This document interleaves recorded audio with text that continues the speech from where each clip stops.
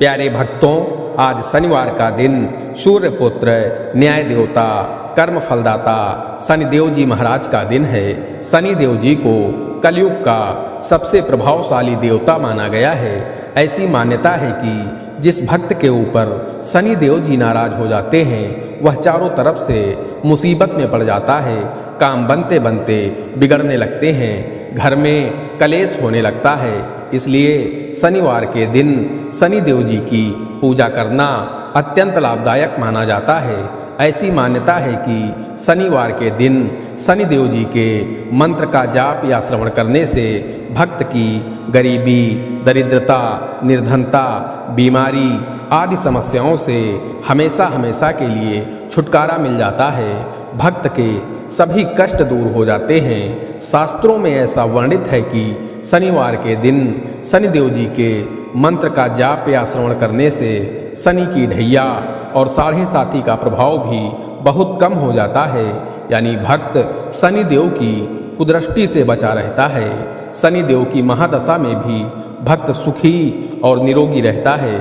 प्यारे भक्तों, अगर आप बहुत जल्दी धनवान बनने की कामना रखते हैं, निरोगी जीवन जीना चाहते हैं, कोर्ट कचहरी के मामलों में नहीं पड़ना चाहते हैं, आप चाहते हैं कि शनिदेव जी आपकी सभी मनोकामनाएं पूरी करें, तो आज से ही प्रत्येक शनिवार के दिन शनिदेव जी के इस मंत्र का 108 बार जाप या श्रवण करना प्रारंभ कर दो। जीवन खुशियों से भर जाएगा। शनिदेव जी की कृपा हमेशा आपके परिवार के ऊपर बनी रहेगी। ऐसी मान्यता है कि जिस घर में शनिवार के दिन शनिदेव जी के इस मंत्र का जाप या श्रवण किया जाता है, उस घर में कभी कोई अमंगल नहीं होता है।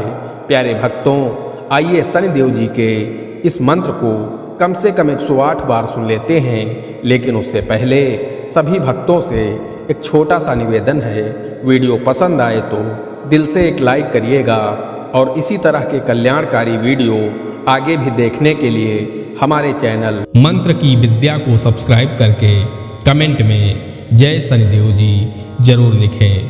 प्यारे भक्तों, महामंत्र कुछ इस प्रकार है। ओम नीलांजन समाभासं रविपुत्रं यमाग्रजं छायामार्तंड संभूतं तं नमामि शनैश्चरम्।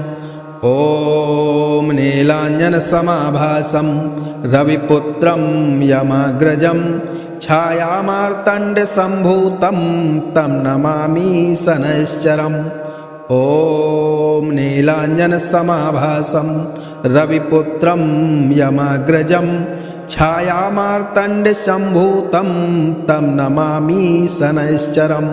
ओम नीलांजन समाभासं रविपुत्रं यमाग्रजं छायामार्तंड संभूतं तं नमामि शनैश्चरम्। ओम नीलांजन समाभासं रविपुत्रं यमाग्रजं छायामार्तंड संभूतं तं नमामि शनैश्चरम्। ओम नीलांजन समाभासं रविपुत्रं यमाग्रजं छायामार्तंड संभूतं तं नमामि शनैश्चरम्। ओम नीलांजन समाभासं रविपुत्रं यमाग्रजं छायामार्तंड संभूतं तं नमामि शनैश्चरम्। ओम नीलांजन समाभासं रविपुत्रं यमाग्रजं छायामार्तंड संभूतं तं नमामि शनैश्चरम्।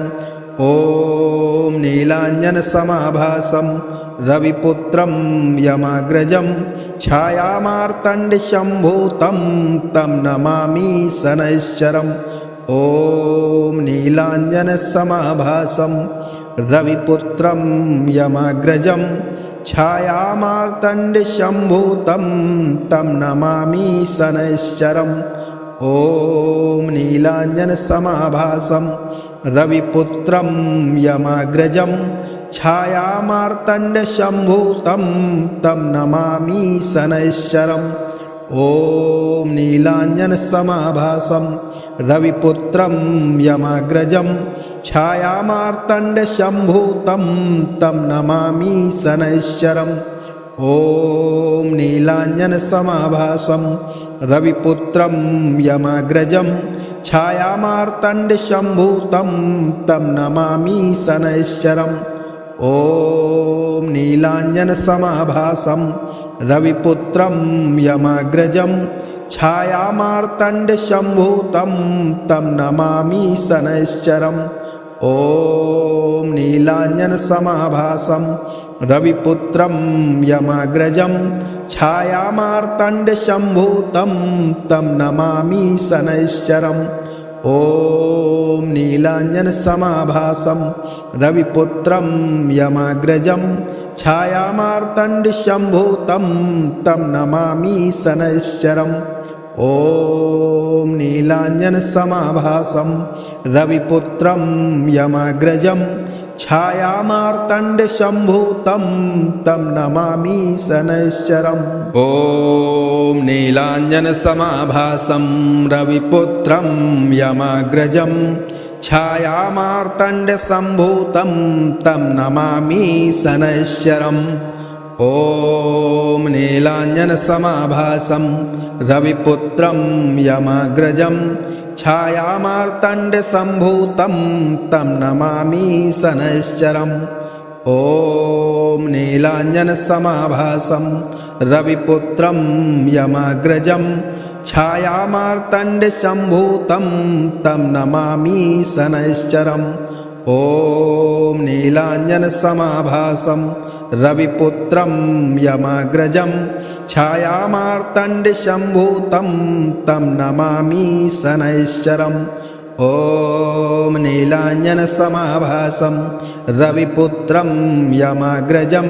छायामार्तण्डसम्भूतं तं नमामि शनैश्चरम् ॐ नीलाञ्जनसमाभासं रविपुत्रं यमाग्रजं छायामार्तण्डसम्भूतं तं नमामि शनैश्चरम् ॐ नीलाञ्जनसमाभासं रविपुत्रं यमाग्रजं छायामार्तण्डसम्भूतं तं नमामि शनैश्चरम् ॐ नीलाञ्जनसमाभासं रविपुत्रं यमाग्रजं छायामार्तण्डसम्भूतं तं नमामि शनैश्चरम् ॐ नीलाञ्जनसमाभासं रविपुत्रं यमाग्रजं छायामार्तण्डसम्भूतं तं नमामि शनैश्चरम् ॐ नीलाञ्जनसमाभासं रविपुत्रं यमाग्रजं छायामार्तण्डसम्भूतं तं नमामि शनैश्चरम् ॐ नीलाञ्जनसमाभासं रविपुत्रं यमाग्रजं छायामार्तण्डसम्भूतं तं नमामि शनैश्चरम् ॐ नीलाञ्जनसमाभासं रविपुत्रं यमाग्रजं छायामार्तण्डसम्भूतं तं नमामि शनैश्चरम् ॐ नीलाञ्जनसमाभासं रविपुत्रं यमाग्रजं छायामार्तण्डसम्भूतं तं नमामि शनैश्चरम् ॐ नीलाञ्जनसमाभासं रविपुत्रं यमाग्रजं छायामार्तण्डसम्भूतं तं नमामि शनैश्चरम् ॐ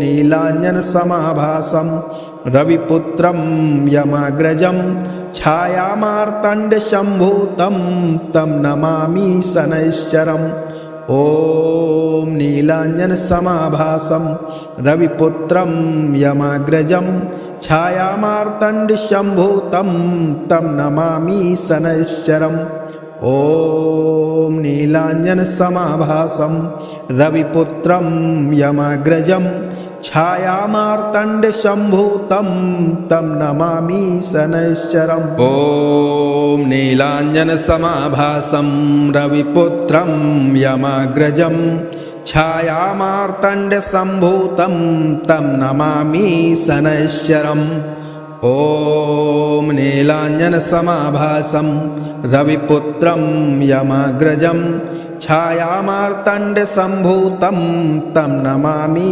शनैश्चरम् ॐ नीलाञ्जनसमाभासं रविपुत्रं यमाग्रजं छायामार्तण्डसम्भूतं तं नमामि शनैश्चरम् ॐ नीलाञ्जनसमाभासं रविपुत्रं यमाग्रजं छायामार्तण्डसम्भूतं तं नमामि शनैश्चरम् ॐ नीलाञ्जनसमाभासं रविपुत्रं यमाग्रजं छायामार्तण्डसम्भूतं तं नमामि शनैश्चरम् ॐ नीलाञ्जनसमाभासं रविपुत्रं यमाग्रजं छायामार्तण्डसम्भूतं तं नमामि शनैश्चरम् ॐ नीलाञ्जनसमाभासं रविपुत्रं यमाग्रजं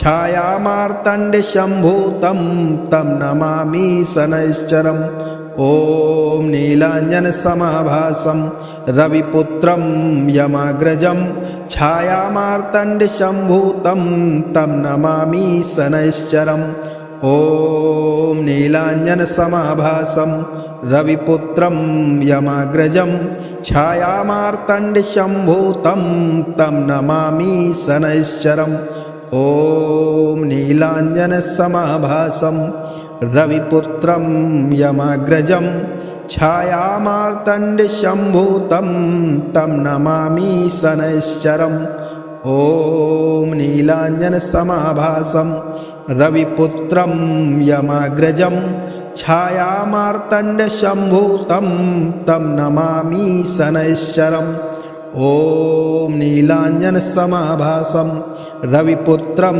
यमाग्रजं छायामार्तण्डसम्भूतं तं नमामि शनैश्चरम् ॐ नीलाञ्जनसमाभासं रविपुत्रं यमाग्रजं छायामार्तण्डसम्भूतं तं नमामि शनैश्चरम् ॐ नीलाञ्जनसमाभासं रविपुत्रं यमाग्रजं छायामार्तण्डसम्भूतं तं नमामि शनैश्चरम् ॐ नीलाञ्जनसमाभासं रविपुत्रं यमाग्रजं छायामार्तण्डसम्भूतं तं नमामि शनैश्चरम् ॐ नीलाञ्जनसमाभासं रविपुत्रं यमाग्रजं छायामार्तण्डसम्भूतं तं नमामि शनैश्चरम् ॐ नीलाञ्जनसमाभासं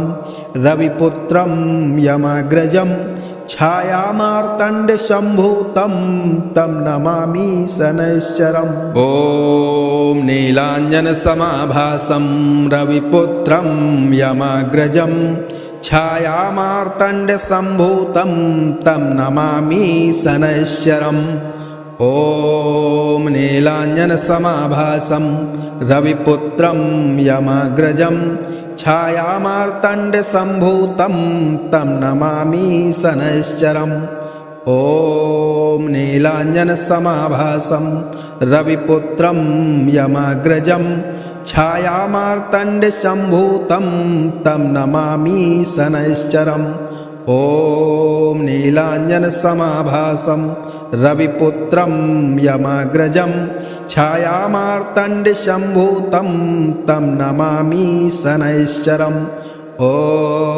नीलाञ्जनसमाभासं रविपुत्रं यमाग्रजं छायामार्तण्डसम्भूतं तं नमामि शनैश्चरम् ॐ नीलाञ्जनसमाभासं रविपुत्रं यमाग्रजं छायामार्तण्डसम्भूतं तं नमामि शनैश्चरम् ॐ नीलाञ्जनसमाभासं रविपुत्रं यमाग्रजं छायामार्तण्डसम्भूतं तं नमामि शनैश्चरम् ॐ नीलाञ्जनसमाभासं रविपुत्रं यमाग्रजं छायामार्तण्डसम्भूतं तं नमामि शनैश्चरम् ॐ नीलाञ्जनसमाभासं रविपुत्रं यमाग्रजं छायामार्तण्डसम्भूतं तं नमामि शनैश्चरम् ॐ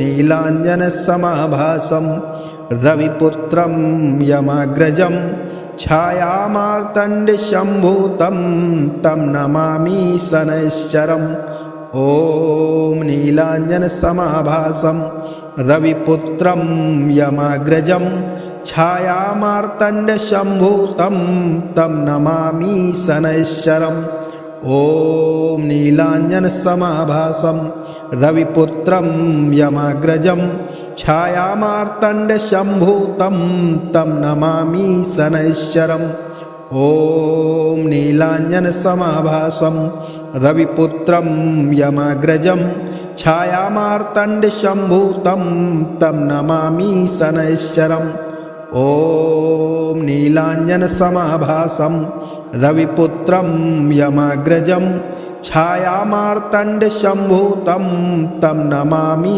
शनैश्चरम् ॐ नीलाञ्जनसमाभासं रविपुत्रं यमाग्रजं छायामार्तण्डशम्भूतं तं नमामि शनैश्चरम् ॐ नीलाञ्जनसमाभासं रविपुत्रं यमाग्रजं छायामार्तण्डशम्भूतं तं नमामि शनैश्चरम् ॐ नीलाञ्जनसमाभासं रविपुत्रं यमाग्रजं छायामार्तण्डशम्भूतं तं नमामि शनैश्चरम् ॐ नीलाञ्जनसमाभासं रविपुत्रं यमाग्रजं छायामार्तण्डशम्भूतं तं नमामि शनैश्चरम् ॐ नीलाञ्जनसमाभासं रविपुत्रं यमाग्रजं छायामार्तण्डशम्भूतं तं नमामि शनैश्चरम् ॐ नीलाञ्जनसमाभासं रविपुत्रं यमाग्रजं छायामार्तण्डशम्भूतं तं नमामि शनैश्चरम् ॐ नीलाञ्जनसमाभासं रविपुत्रं यमाग्रजं छायामार्तण्डशम्भूतं तं नमामि शनैश्चरम् ॐ नीलाञ्जनसमाभासं रविपुत्रं यमाग्रजं छायामार्तण्डशम्भूतं तं नमामि शनैश्चरम् ॐ नीलाञ्जनसमाभासं रविपुत्रं यमाग्रजं छायामार्तण्डशम्भूतं तं नमामि शनैश्चरम् ॐ नीलाञ्जनसमाभासं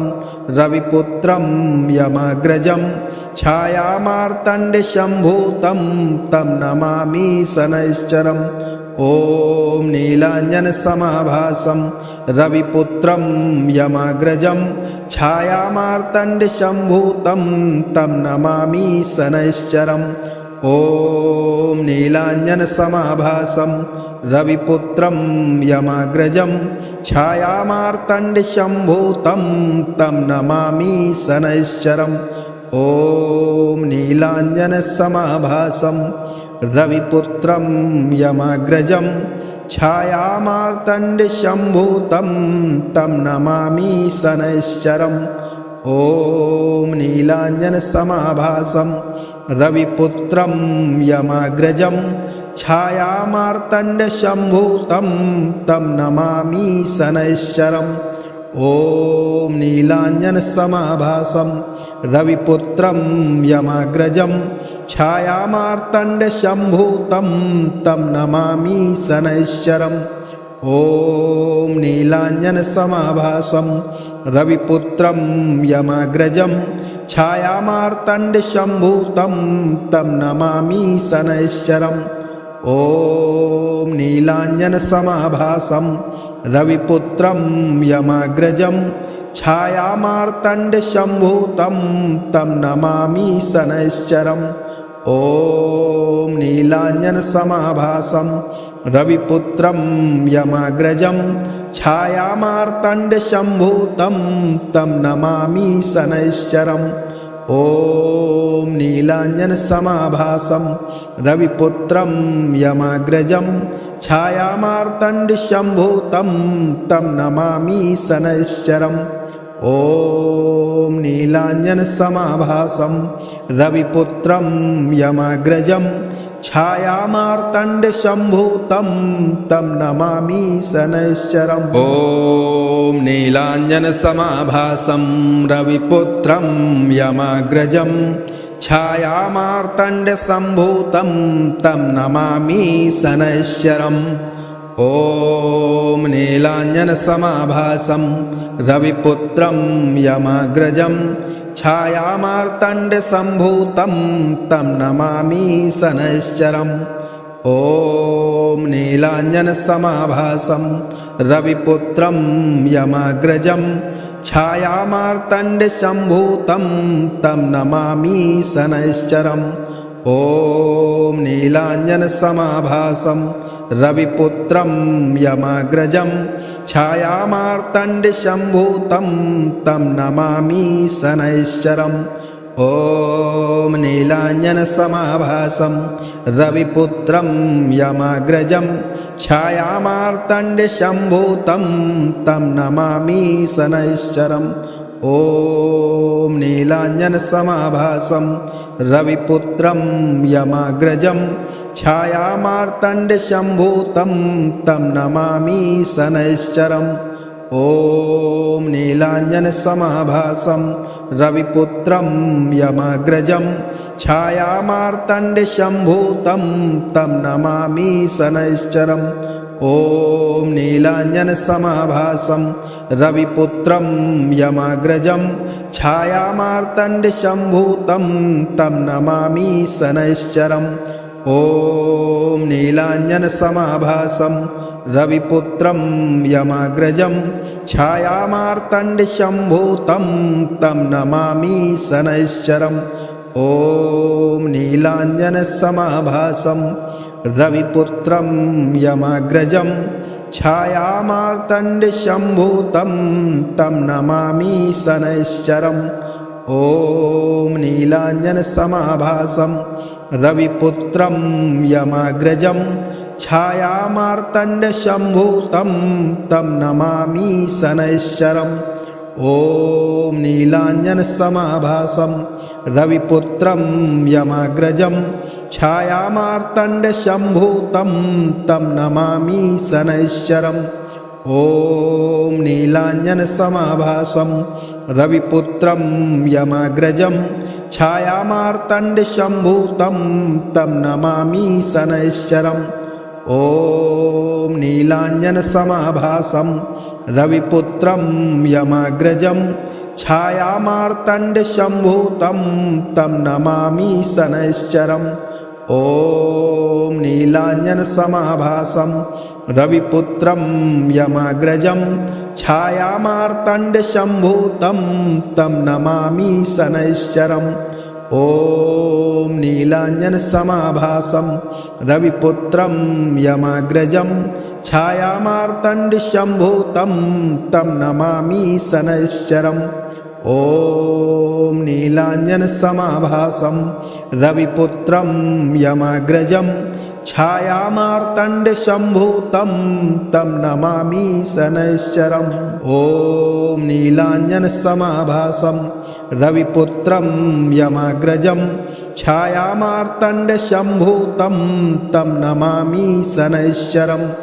ॐ नीलाञ्जनसमाभासं रविपुत्रं यमाग्रजं छायामार्तण्डसम्भूतं तं नमामि शनैश्चरम्। ॐ नीलाञ्जनसमाभासं रविपुत्रं यमाग्रजं छायामार्तण्डसम्भूतं तं नमामि शनैश्चरम्।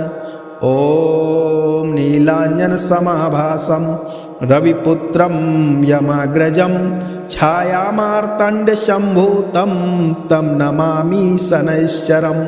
ॐ नीलाञ्जनसमाभासं रविपुत्रं यमाग्रजं छायामार्तण्डसम्भूतं तं नमामि शनैश्चरम्। ॐ नीलाञ्जनसमाभासं रविपुत्रं यमाग्रजं छायामार्तण्डसम्भूतं तं नमामि शनैश्चरम्।